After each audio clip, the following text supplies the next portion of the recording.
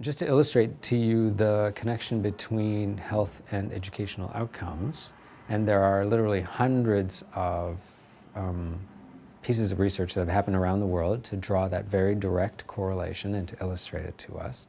I was part of a study that followed men in the city of Vancouver to see which of them would get HIV. So they tracked hundreds of us, and the small percentage of us who got HIV, they characterized them. They looked at what were their risk factors, and they saw that one of the most important was their education. Another one was how wealthy they were. So a young man who had few resources and who was less educated got HIV more often than someone who had a lot of resources and who had been given some training.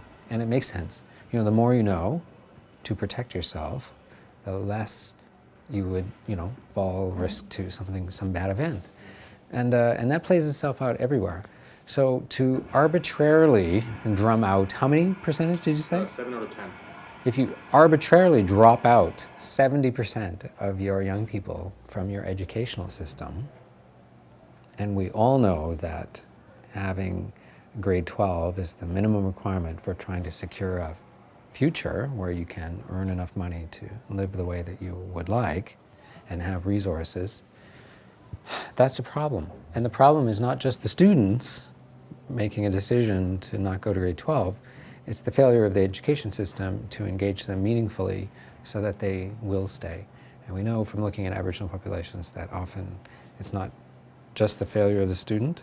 In fact, I would minimize that. I would say it's the failure of the system, school system, to give them an education that is of meaning to them. And thus we have First Nations education where young people can learn things that are meaningful to them. And my own mother, when she graduated from grade 12, didn't know how to cook a fish. She was an 18-year-old Aboriginal woman, and she didn't know how to cook a fish. And so her system failed to give her anything, didn't completely fail, but it did fail to give her that basic skill. And so we can re-look at our educational system and say, what about it?